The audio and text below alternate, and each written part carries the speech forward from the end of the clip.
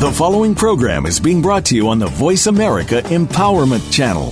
For more information about our network and to check out additional show hosts and topics of interest, please visit voiceamericaempowerment.com.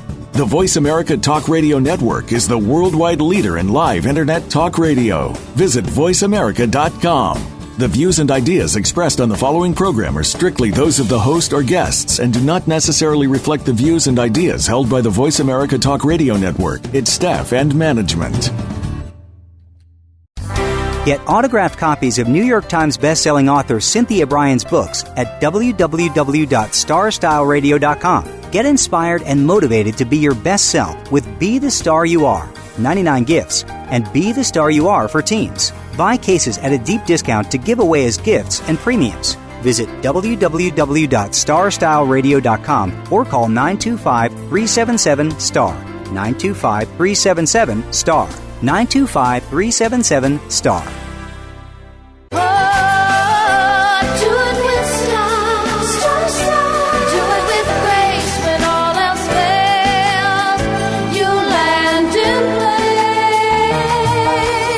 You have a plan for your life. You've set goals. You know where you want to go. Congratulations on finding StarStyle. Be the star you are. Our vibrant hosts, passion, purpose, and possibility producer Cynthia Bryan and her energetic daughter, healthy living specialist Heather Brittany, share the best roads, fastest detours, and successful strategies for a life worth living. Reach your potential with their personal achievement coaching, miracle moments, inspiring guests, titillating interviews, and business bites. Be introduced to new books and innovative ideas that encourage you to live a positive, sustainable lifestyle while achieving your dreams. Ignite your power. Make a difference in the world and shoot for the stars. It's the Power Hour of living, loving, laughing, and learning. On StarStyle, be the star you are. Lend us your ears. The party starts now. Never say never. Live your dream. Aloha. Welcome, Power Partners, to our informational playground. This is StarStyle, Be the Star You Are, brought to the airwaves under the auspices of Be the Star You Are charity. We are your hosts. I'm Cynthia Bryan. And I'm Heather Brittany.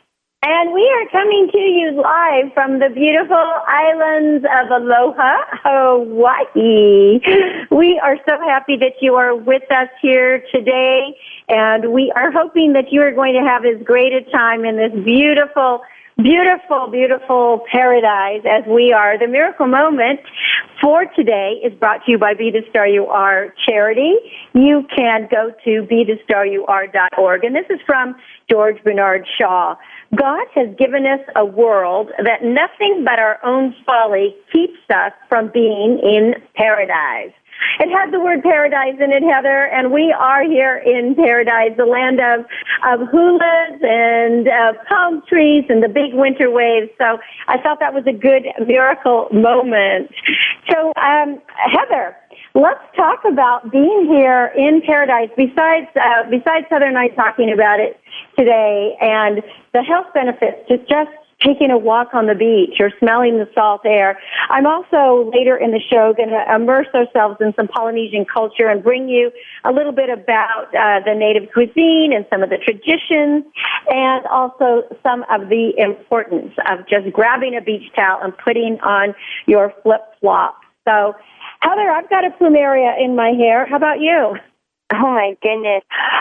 Yeah, yellow, and that's one thing I've probably discussed in shows before, but my favorite flower is yellow Hawaiian plumeria. And, even though Hawaii is part of the States, it always does feel sort of like, that you are in a whole nother world, just because the culture, the air, the lifestyle, it just feels like that vacation. Especially not being a local here, it feels like that place where you just instantly fall in love. And when one of the most memorable trips was when, my goodness, 13 years ago, and I was in high school, and coming in, we had this this house that had a yellow Hawaiian plumeria tree right outside, and every single day I would wear them in my hair. And if you've ever smelled truly in Hawaii yellow plumeria that they make lotions and perfumes and in the connected United States. And of course the leis. They make the beautiful plumeria leis. It kind of smells fake. And here, it's indescribable of just this aroma. So before I go home, I am just going to have to just smother my mouth and my nose with all these plumerias. So I have a beautiful, and they make the various kinds, but the yellow Hawaiian plumeria is truly my favorite. It's just so beautiful and just smells so wonderful. Well, I should tell all our listeners that while we are doing this show today, both of us are sitting on a balcony looking out at the blue Pacific with surfers out there. We are on the north shore of Hawaii where the big waves come in. And people have heard of Waimea and they've heard of Pipeline, I'm sure, where at Pipeline they can get at least 30 to 40 foot waves, and surfers from all over the world come to experience these amazing waves. But as a person who just wants to do amateur surfing, it's a little bit intimidating, right, Heather? Oh my goodness. The waves, Hawaii, they're definitely, if you're looking to surf, you definitely want to locate an area that has a break wall, a surf wall with it, that's going to kind of create a cove and make very much smaller waves kind of starting out, because these waves out here, I mean, the break, really good surfing break, probably starts about 200 yards out, and you have to really, have the strength and the ability to get out there, and it's pretty, throughout the day, the tide comes in and out, but it gets pretty rough, pretty crazy. Well, they have a saying here, and I think it's a good one to live by no matter where you are, and it says, if in doubt, don't go out. Because there's not lifeguards. I mean, there might be on some beaches, but most of the beaches that we have been, we have not yet seen a lifeguard. And you know what the interesting thing for me to see this time at Hawaii, which I had never seen before when I've been to other islands, is how many surfers are doing the stand-up paddleboard surfing. Didn't you find that interesting? Oh my gosh, yeah. Well, living in a beach community to begin with, I really just see kind of the day cruisers, but slowly, that's becoming more of a thing. It's funny how a lot of things that start out as just a leisurely thing soon become more, X-Games style, more aggressive. So now the big thing is these paddle surfers that they're paddleboarding, stand-up paddleboarding, but then it becomes paddle surfing. So it's pretty amazing. Of just seeing what's going on out here. It's just absolutely, beautiful, and the culture of everything, just the island life of it. I think everyone needs to find a little vacation time in their life. Exactly. And in an upcoming show, we're going to talk about the importance of vacations, because there is an economic importance to vacations as well. Vacations are kind of like sleep. If you don't get enough of them, you really can't do your job. So we really do need them. But, I wanted to get into, you have started by saying that even though Hawaii is part of the United States, it really feels like an island paradise, and it is an island paradise. But, it really didn't become a state until 1960. So the interesting thing for that is that it was, until 1960, it was not part of the United States, even though we had base here in obviously in the 40s, because Pearl Harbor was where the United States had their base. But it really is like feeling like you're away from it all because of the culture, and because that there is such a mixture of Samoan, of Fijian, of Japanese, Chinese. Many cultures have combined here. And there are not that many born and bred Hawaiians anymore. I mean, they were 100% Hawaiian. They're a mixture of so many different cultures. But, people amazing. That's what makes America. That's what makes America America. There's truly everyone is a mixture of everything. You know what we were excited about is we went to the grocery store and we thought we were just going to pick up a few things. And you go in and, they have things like you would have back on the mainland, except when you go to like their deli department, they have this amazing array of fresh fish that just came in, from Ono to octopus to, what was it, marlin. I mean, I don't see this stuff on the mainland, in the deli, and they chopped it up for poke, and they made poke every different way. It was just, and the seaweed, and the prices on fish are just very inexpensive. Heather, talk about the fish, and talk about, the food here. Yeah, well, sort of just a traveler's tip for things, and then what's always, if you spending wise things that are local, that tend to be local and sort of a mainstay, are going to be less expensive, and with things that oftentimes, for example, living in California, a lot of things, there's all the Whole Foods, all these kind of delicacy things. Things can tend to be a little bit more expensive. The things that you really enjoy, that seem like a really delicacy, not versus hamburgers and stuff that are just a dime a dozen. So here in Hawaii, what I just absolutely love it. It's almost kind of funny, the amount of amazing melt in your mouth fresh fish. I mean, the ocean is all around you, so there's the most amazing fresh fish and poke, which is like a raw tuna. If you are not a sushi lover, you would not enjoy this, but if you do, all these raw fish styles and the mass amounts you can get for so inexpensive, $10.99 a pound, and it's just unheard of. And it was funny. The first day we were here, we went to lunch, and the lunch was fantastic. But lunch was about $100. Yeah, we went to Even. We thought, wow, it was so amazing. Shout out. What a great deal. And then we go to the grocery store, and we're like, oh my God, we can buy pounds and pounds of this. The funny thing is, things that there's, for example, certain beers, or even certain fruits or vegetables that they're not local to here in Hawaii. I mean, they're an import versus us when we get things imported from Hawaii, of how expensive certain things were. So it's funny to see the things that back on the mainland that are rather inexpensive, that are really expensive here, and the things that at home, that we kind of think, oh, this is, these things that normally are very expensive are inexpensive here. So I guess in the end, it kind of all evens out, but the food is just amazing. I mean, I think just amazing fresh fruit, as you know, dole, pineapples. So, yeah, all the. And we're in the area where all the pineapple fields are. So there's just acres and acres of pineapple fields. And of course, mangoes, and on the trees you can see papayas hanging. And I'm looking outside my window right now, as I said, at the ocean with the surfers, and there's a coconut tree with coconuts that are on it. And we were walking on the beach yesterday, and there's a lot of coconuts that are actually have been washed up on the shore, and you can see them play football with coconuts. Yeah, and another thing too, that people just, I did for my honeymoon, we did throughout Japan and Thailand. So there is that influence here, that Polynesian, that Asian culture, as well. It's kind of all, connected, and a really big thing over there is sort of these little food trucks, or almost these little stands, basically, that seem very, I think in America, I mean, slowly, in California, food trucks are getting more bougie, but things that that seem like you maybe won't be, but sometimes these little tiny stands are the most amazing, super fresh, super inexpensive. Well, the coconuts, they just have, people just have these little places, and they have fresh coconuts, and they chop them up, and you put a straw in them, and you have your coconut water.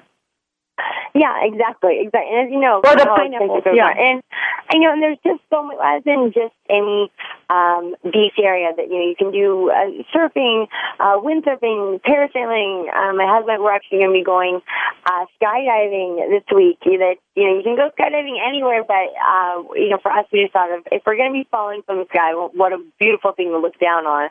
And right. Tomorrow, we're so excited. One of the things I'm very big about when you travel. For example, of staying of really kind of becoming part of the culture, that staying on the outskirts of the big city. That way you kind of can experience more of the local things. Because as you know, a lot of times in Los Angeles, San Francisco, New York, when you stay directly in those things, they're built for tourism, which is the negatives and positives of it. But sometimes you sort of get that superficial, this sort of this is Hawaii. But I always do recommend, do the local, do the more calmer things, but definitely experience some of the more touristy things, because that's why you're there. You're there to tour this place. So many people, really when they think of Hawaii, all day. traditional luau. So I really think that's something that's just so special to the culture. If you want to, I just think that. Yeah, I was just going to talk about the luau, and what I was just going to say is when you were saying do immerse yourself in the culture, when people think of Hawaii, they often just think of Waikiki, but, Hawaii is much more than Waikiki, and there are other islands. This is, right now we're on Oahu, but there's the big island of Oahu. There is the island of Maui. There is Kauai. There's Molokai, and of course there is the island of Lanai, and that has been actually purchased. The whole island was purchased by Larry, is it Larry Ellison? Is that what the name is? I think it is. In any case, they're completely changing it over, and it's going to be. But they're going to they're keeping Hawaiian culture. But talking about the luau, I think that's a very interesting thing that you brought up, because it wasn't always here in Hawaii that men and women were allowed to eat together. It was King Kamehameha, actually, who actually decided that men and women could eat together, and he started what is called the luau, today. And some of the typical foods that people eat at laulau, and it's like wrapping a little gift, because the outer layer are tea leaves, and then inside are edible taro leaves, and which taro tastes like spinach, pretty much. And then they fill the insides, depending on what you want, with either pork, chicken, or butterfish. And then it's cooked in an imu. That is the underground oven where they also do the kalua pig. And a laulau, if you're not going to cook it in an underground oven, you can also cook it on top of the stove. But Heather, you love poi, so I was going to just say a little bit about what poi is. It's made by mashing steamed or baked taro root.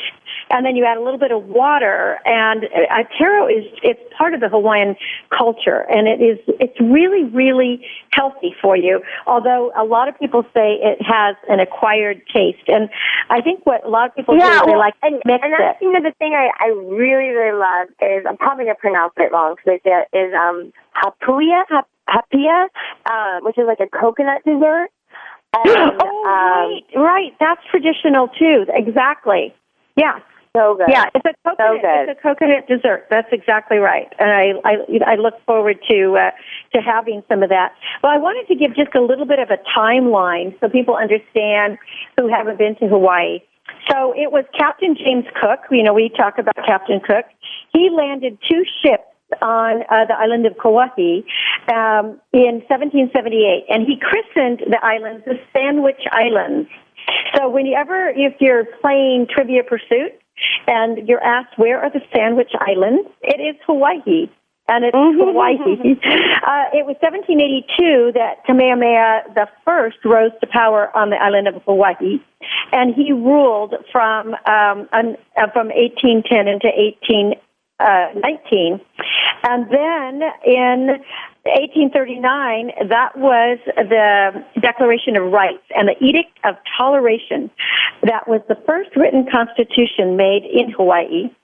In 1842, the United States recognized Hawaii as an actual independent nation.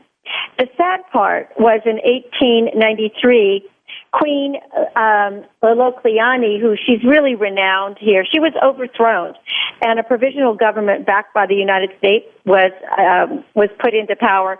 Interesting enough, it was 100 years later that President Bill Clinton, he issued a resolve apologizing to the Kingdom of Hawaii for overthrowing the Kingdom of Hawaii. So it took 100 years for the U.S. to apologize. Now, obviously, in 1949, the United States entered World War II because the Japanese attacked Pearl Harbor and other Oahu sites. And Hawaii wasn't a state yet. We just had a base here. And it was Hawaii was the last to become a state, correct? Say that again, Heather? The Hawaiian states were the last of our 50 states. Exactly. Hawaii was the last state. And I Correct. think I might have said 1960 earlier, but it was actually 1959 that it became the 50th state. So it was 1959. And, of course, we now have a president of the United States, Barack Obama, who is the first African-American president, as we know, but he was born here in Honolulu. So that was kind of exciting for people of Hawaii. And the word Honolulu, by the way, means sheltered bay. And that's why Honolulu has become, such a popular, even though Oahu isn't one of the bigger islands, it has the biggest population. Oahu has 1,211,000 people, and most of them living in the Honolulu area. So that's kind of, that is definitely. Yeah, and I mean, and a side thing, you used to, for a brief time before heading off to France, you little world traveler, lived in Hawaii and went to the University of Hawaii. Yes, you know what? I'm glad you mentioned it. I forgot to mention that. Yes, when I was 19, I moved here to Hawaii to go to the University of Hawaii because I wanted to actually live in France, but you needed to I was going to the University of Los Angeles at the time, and I needed a couple extra semesters of French in order to qualify for this program. Talk about that, kids. People in Los Angeles, which in those days and they're stuck, in school during the summer. We just figured, well, I'm just going to be stuck in summer for the summer. Exactly. I love it. I ended up staying longer than anticipated. And my sister actually came over to visit for a week and ended up staying for 2 years. So that's what happens. That's what happens in this beautiful land of Aloha. Is I can easily feel how that can be. Yes. Well, we are running out of time in this first segment, but there's going to be more to come. I'm going to talk about Hawaiian myths and legends. We're going to talk more about the wonderful luau and what to do and how it is a celebration for Hawaiian people. So you want to stay with us here on StarStyle, Be the Star You Are, coming to you live from the beach in Waimea on the island of Oahu. I am Cynthia Bryan. And I'm Heather Brittany. And you're listening to StarStyle, Be the Star You Are. Go to BeTheStarYouAre.org and StarStyleRadio.com to find out more about what we are doing and to follow us. We'll be right back. Thanks for staying with us. Don't go away. The star you are. Be the star you are. It's your world. Motivate, change, succeed. VoiceAmericaEmpowerment.com. Are you seeking a dynamo speaker for your meeting, conference, or organization? Internationally recognized keynote speaker and New York Times bestselling author and lifestyle coach Cynthia Bryan will bring her energetic expertise, passionate professionalism, and ebullient personality to your event. Hailed as an expert in lifestyle, women's issues, self-help, personal balance, leadership, media, gardening, and interior design topics, Cynthia Bryan is a popular empowerment keynote speaker around the world, lecturing to audiences of 100 to 5,000. For rates and bookings, call 925-377-STAR, 925-377-STAR, 925-377-STAR, and visit www.cynthiabryan.com. When you want the best, book Cynthia Bryan, www.cynthiabryan.com. Be the star you are. Light up the flame that burns. Make a world of difference in a world of differences when you support Be the Star You Are 501c3, a literacy and positive media charity dedicated to empowering women, families, and youth. Visit BeTheStarYouAre.org to make a tax-deductible donation today. Everyone counts. Donate today. BeTheStarYouAre.org. Be the lucky star you are.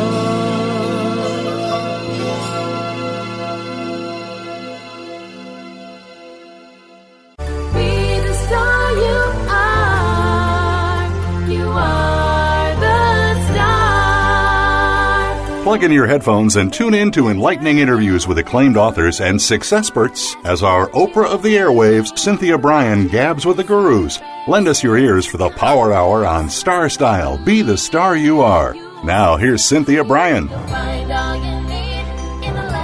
Well, thank you so much for staying with us here on StarStyle, Be the Star You Are. My name is Cynthia Bryan, and coming to you live from the beautiful island. We are in Hawaii, the paradise of the United States, where there are warm, gentle trade winds, mild temperatures, sunny skies.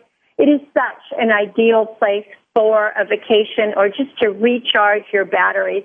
Well, there are some amazing Hawaiian myths and legends, and I've always been in love with Hawaii. As I said in the segment before, I actually went to school at the University of Hawaii just for a couple of semesters. I was actually taking French and hula, and every day my classes would start at 7 in the morning, and usually by noon I was out on the beach, and I was a big scuba diver, so I dove just about every single day, and I loved it so much here, I actually didn't want to come home. And I spent a lot of time studying the myths and legends of Hawaii. And in fact, not a few years later, maybe 5 years later, I was doing a television show called the World Travel Magazine, and we did a whole thing on Hawaii, and I was in charge of the myths and legends.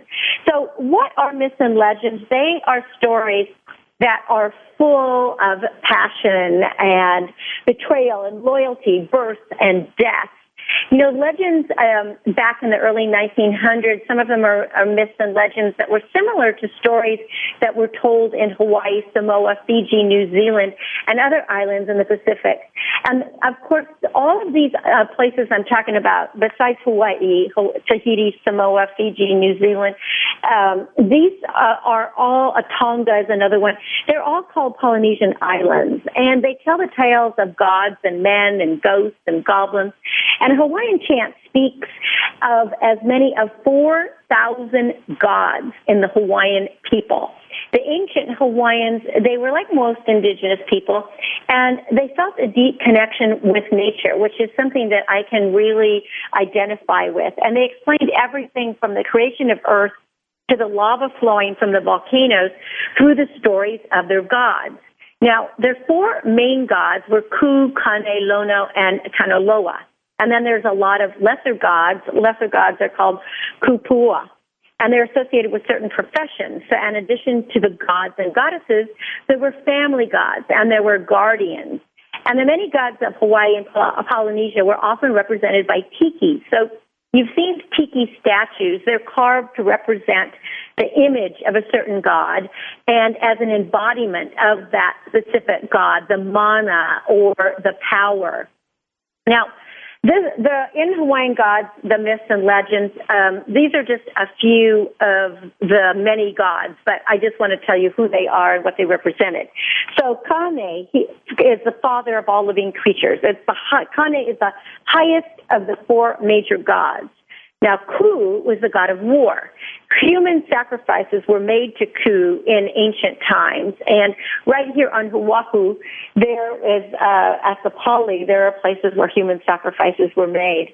The Kanaloa was the god of the underworld and the teacher of magic, ruler of the ocean, and a complementary power and a close companion of Kane was Kanaloa. Now, Lono is the god of agriculture. So Lono was associated with fertility, rainfall, music, and peace. Now, most people have heard of Pele. Pele is a goddess, the goddess of the volcanoes, as well as goddess of fire, of lightning, and of wind. And you might have heard of Pina. That was the goddess of the moon. So there were gods and goddesses. And of course, I still think that Pele was one of the most famous ones. Now, Laka is the goddess of the hula. Now, today we know about the hula, and we think it's very beautiful and sexy, you know, and both men and women, they especially women, you know, they have these tea leaf skirts. They have the beautiful, fragrant leis, and they sway seductively to the melody of a ukulele. But things weren't always so easygoing. In ancient Hawaii, the hula was a very hallowed ritual, and performers danced for hula goddesses Laka and hia'aka. And they offered the deities the sacred lei that they wore in the dance. Now, each move had to be performed absolutely impeccably, and the slightest mistake could be punishable by death because you had those gods to appease. So I'm not so sure today we like, doing the hula, practicing the hula, but I am not so sure that we would have wanted to be a hula dancer in those days to make one mistake and to know that we might be killed for if we made some kind of mistake. Now, hula was the god, and going back to gods, a fisherman, and Papa was the fertility goddess and the earth mother. And fertility, we did different dances to the fertility. Now, the Hawaiian language, it's such a beautiful language. It's one of the oldest living languages in the world, but it's had a tumultuous history, and it, at one point was even expected to be extinct by the 20th century. However, there has been a Hawaiian renaissance over the last 40 years, and not only language, but the culture. And today more people are interested in maintaining and learning the language. Hawaiian is actually being taught in language immersion schools, and one can even obtain their master's degree in the Hawaiian language. But with all that being said, and that's offered at the University of Hawaii where I went, nevertheless, only about 0.1% of the people who live in Hawaii today speak the native tongue. So that is rather sad.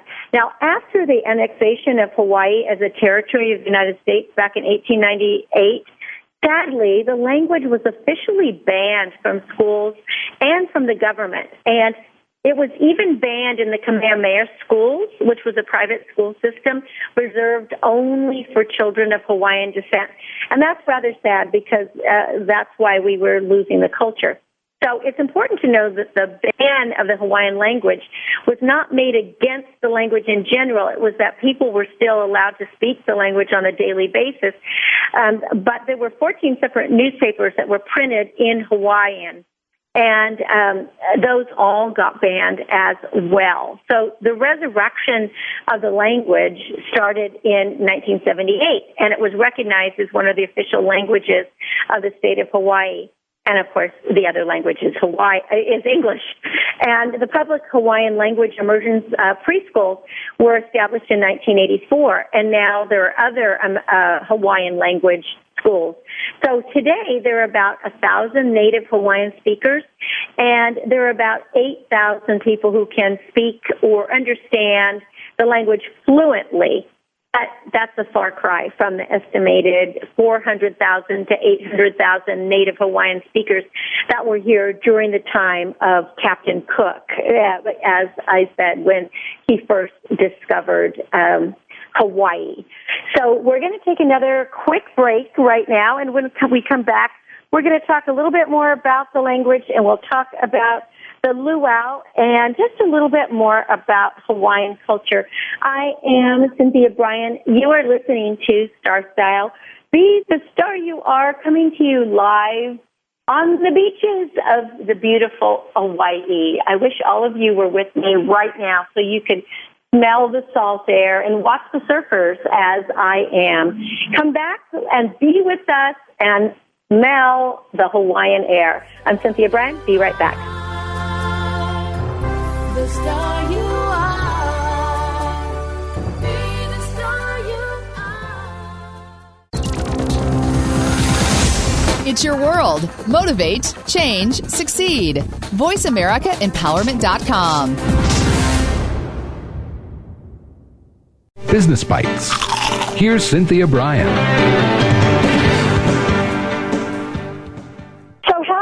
Beat business burnout. Working in any industry is tough with long hours, stress, and run-ins with Murphy's Law.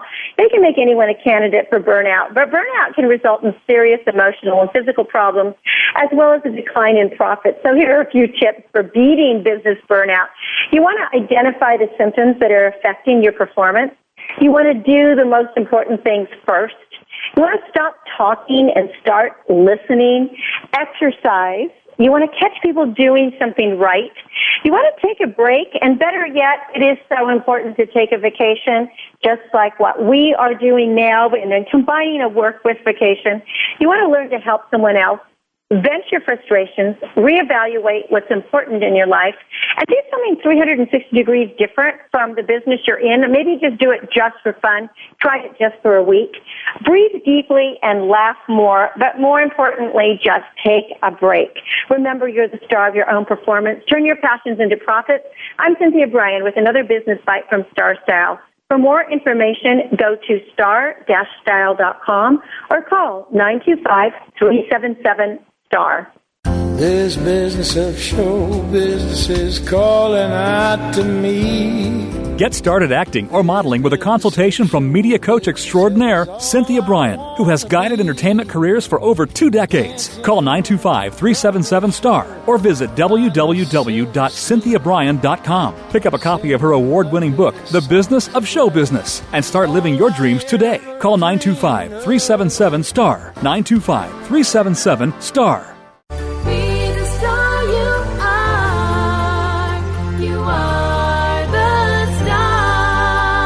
Pump up your energy and jumpstart your dreams with positive, life-changing interviews and star-studded conversations on our award-winning program, StarStyle. Be the star you are. Hosted by the passion, purpose, and possibility producer, Cynthia Bryan. Now, back to the Power Party. Aloha and mahalo for staying with us here on StarStyle. Be the star you are. This is Cynthia Bryan, and I'm broadcasting live from Hawaii. I'm on the island of Oahu. I'm on the North Shore.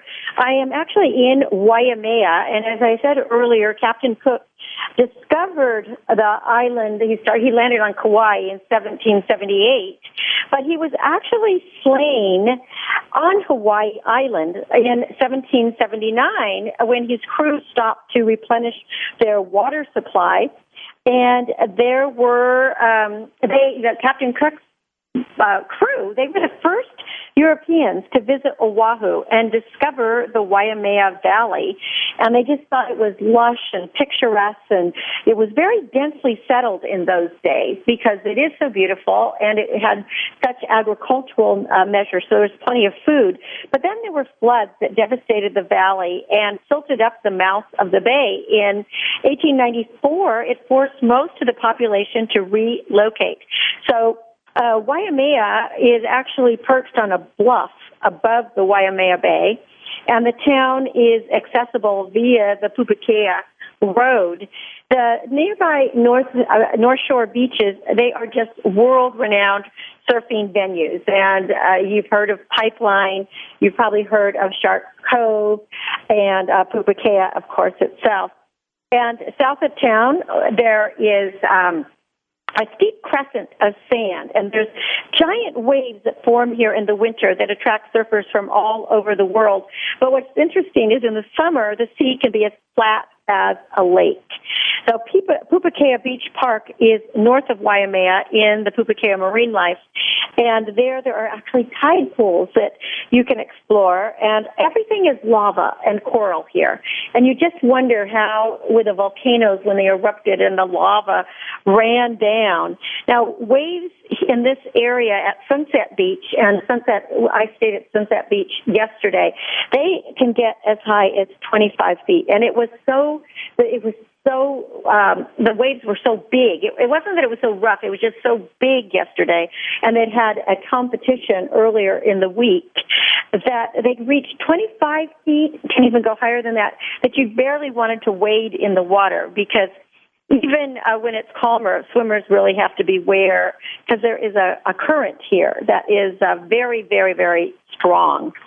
So, but surfing is definitely a big thing here. People have boards, and everybody seems to have a surfboard here, and there's surfboards on top of the cars everywhere you go. Now, Kamehameha Highway runs along the North Shore, and it is the only way around the island.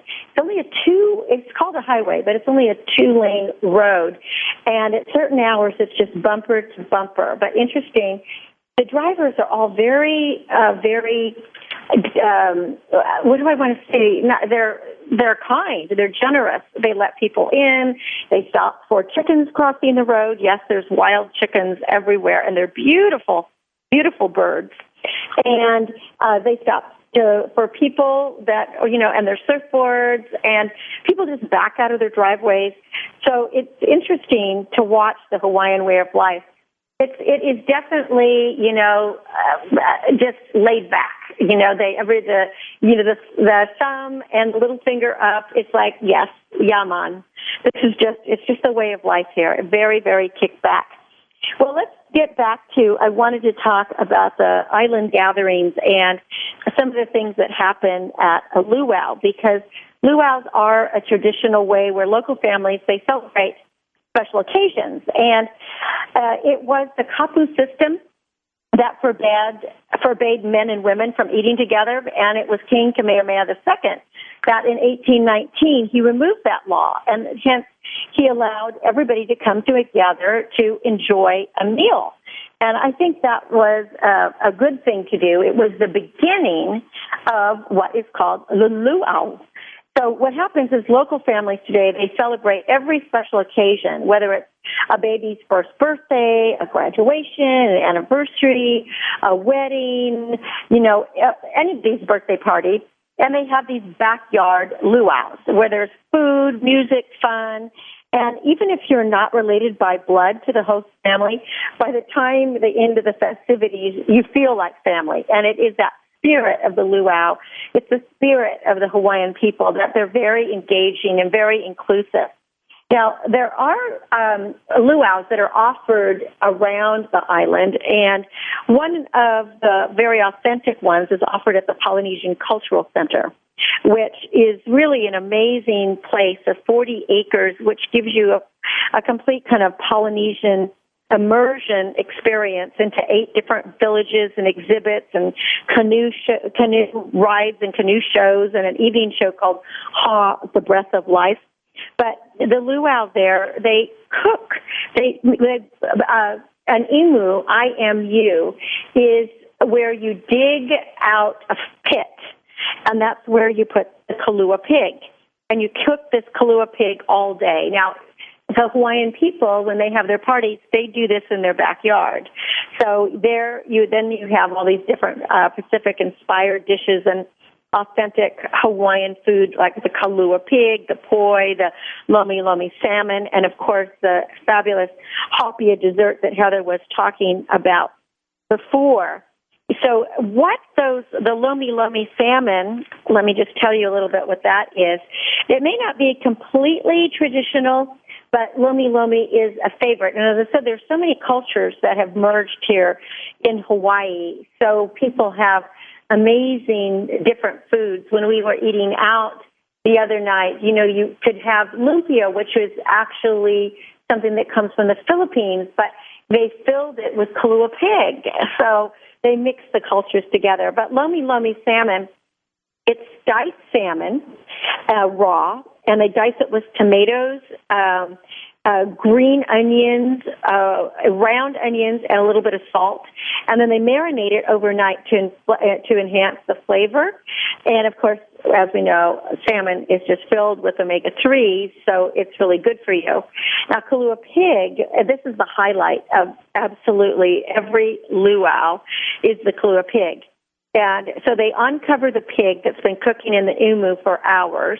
And then because it's cooked underground on these rocks, it has this very smoky, salty flavor. And then the consistency is really, really tender, and they chop it all up. And some people will cook it in a slow cooker, and it supposedly gives the same flavor, but in actuality, the best flavor is if you can just cook it underground. Now, so that's some of the things of a luau. And then the luau's also then will have the hula. People will do the hula dance. And if you go to one of these, if you purchase a ticket and you go to one of these island gatherings, then there's usually some kind of show. And then you do get a lei, which is usually a plumeria or an orchid lei. And often then you'll see the fire dancers. It's really a wonderful, wonderful experience. Now, getting back a little bit to the Hawaiian language, I just wanted to talk about the Hawaiian alphabet because they don't have that many letters in the alphabet. The only letters are A, E, I, O, U, H, K, L, M, N, P, and W. And there are 4 basic rules in the Hawaiian language. All words have to end in a vowel, and every consonant is followed by at least one vowel. Every syllable ends in a vowel, and you can never have 2 consonants that appear next to each other. So there are 13 letters, 5 vowels, 8 consonants. So I think it's very interesting because you pronounce every vowel, and you pronounce the consonants and the vowel. And you have to know how to actually say something because if it has an okina in it, and the okina is missing, the okina is a glottal stop, it is considered a consonant. And if it's missing, it changed the meaning of a word. For example, kai, K-A-I, means sea. The sea, S-E-A, like what I'm looking at right now and sitting here on the beach. But if you say kai, which is K-I, and then it has that okina, which is just like an apostrophe, it means to lead. So you have to know, you have to learn the different things, the different ways that things are written. Now, getting back to the luau that I was talking about, it really is a to-do thing. Anybody that comes to Hawaii really, really does have to do it because it is such a celebration. And it's a celebration of the harvest, a celebration just of life. And for everybody, we want to have fun. You want to celebrate being with your significant other, your spouse, or your family. And at every luau, there are traditional foods and traditional games. Now, I told you about the foods, and I told you about the dance being the hula, obviously. But you also learn some of the cultures, and people tell stories. And the other Polynesian dances and games, you might actually do lei making. You might, if you're at a place, you might do that together. You could do the Hawaiian storytelling and telling the story of some of the myths. And there's usually a royal court procession. There's the hukilau, and that's the beach demonstration. A hukilau, you've heard, going to a hukilau. That is the traditional fishing method where they will pull in the fish nets, and then there'll be other games. And every luau is organized around different features. Some may include all these different games, and others may just focus on the food. But there's always going to be a musical performance, usually with the ukulele. And in ancient Hawaii, a luau was celebrated for the special occasions. But what was different back then, and this is before, I told you, before the time that King Kamehameha, in 1819, before that he had the kapu. The kapu was when the men and women couldn't dine together. And in those days, the dining took place on the ground on the lauhala mats, which are leaves of the hala, that they were woven together. There was no silverware, no utensils. People ate with their hands. And they still ate the traditional food of poi, made from the taro root. It could be cooked or pounded or baked, and then fermented. And poi could be eaten with 3 fingers or 2 fingers or 1 finger poi, and it depended on the amount of fingers you needed to eat it, and that was the consistency. So 1 finger poi has the thickest consistency. And then in those days, they would eat dried fish, or they would eat the pork cooked in the imu, so that would be like the kalua pig, always sweet potatoes and fruits. And in old Hawaii, the important feast was called an aha'ana, which means a meal. And then, of course, after the taboo was lifted, the new name, luau, and that actually means young taro tops. And I don't know why it was important to have young taro tops because the new name comes from the additional dish that is used served in the Hawaiian luau, which includes the taro leaves with a coconut cream and either chicken or octopus. So very interesting, all the things that they do here in Hawaii. And, I just want to get a little bit before we end, just talking about how important it is to take a break and to go to a paradise of your own somewhere, because we all need that to recuperate. So, when you are going to take vacation, we often tend to think, oh, I just can't get away from my emails or all my work or any of that, because what's going to happen to my bottom line? But let's say this. Even industrial psychologists, they agree that the fact has to be penetrated that in corporate America, the majority of people, they do still take work with them on vacation, but we need to take the vacation no matter what, because the vacation is like if you don't sleep, your body is going to go into burnout, as I was talking about. So just as the lack of sleep impedes your ability to think clearly and act decisively, the lack of playtime keeps you from taking in the information that we need effectively and seeing the totality of a situation.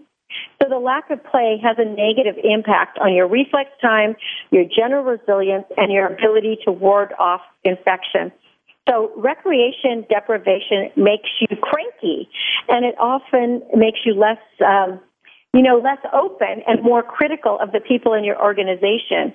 And it's so important to get away. So if people say, when did you last have your last vacation? And the answer is, well, I don't do vacations. Then you have a problem. You are hurting yourself more than you think. So the bitter irony is that vacation deprivation is doing everybody bad. So do you want to do yourself a favor and do your employees or your coworkers a favor and take a vacation, because you don't want to be on the brink of exhaustion? The reality is that you cost everyone if you don't take a vacation. So work addiction is really an insidious thing, and like other addictions, you have to bottom out before you can summon the courage to change. So very important to take a vacation, and you will actually help your bottom line. You're going to increase your profitability. And while not everyone is able to take a long vacation, even taking a few days off, or if you can take a week, it's better. And it's very important that you plan the best kind of trip for yourself. And in these days, everybody has their cell phones, so you are going to be in touch if you want to be. But you can also take care of yourself and your customers by letting them know that you are on vacation. And relax. Take a breather. Take a true holiday by informing your clients and your customers that you are going away. And a month before you leave, you can let them know that you're going. And the most important part is to indulge in the culture of where you are. Eat the local foods, drink the local drinks, walk on the local, if you're like us, we're on the beach, take hikes, be part of where you are. And the most important thing is to rest, rejuvenate, and reinvent yourself so that you can have some fun. You are going to be a better business person when you return to work, if you take time out. So this is the end of our show for today, and I thank you so much for joining me here on the island of Oahu in Hawaii for this wonderful time that we have had together. I am going to be having a break for the next few days, so I am very excited to be combining some work and vacation. Thanks for joining us every week here on Voice America on StarStyle, Be the Star You Are. For more information about StarStyle, you can visit star-style.com.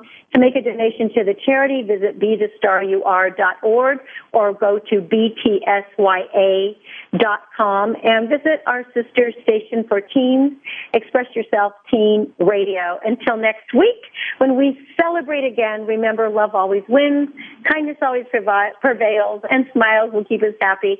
My name is Cynthia Bryan, coming to you from Hawaii. Remember to dream, create, inspire, make a difference. And may this be the best week ever. Mahalo and aloha. Be the star you are. The star you are.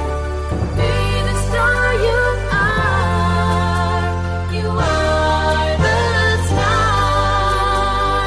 Be the star you are. Keep daring. It's been a pleasure bringing you our life-changing program, StarStyle, Be the Star You Are. We have you on our radar as it's our goal to inspire, inform, entertain, and motivate you to be the star you were born to be. For more information, visit www.starstyleradio.com. And to make a donation to the charity, go to www.bethestaryouare.org. Ignite the flame that burns brightly within. Take charge of your life and coach yourself to success with our dynamic hosts Cynthia Bryan and Heather Brittany every Wednesday at 4 p.m. Pacific Time, 7 p.m. Eastern Time, right here on the Voice America Empowerment Channel for another serving of champagne for the spirit and a power boost to live with StarStyle. Until we celebrate together next week, be the star you are. You are the star.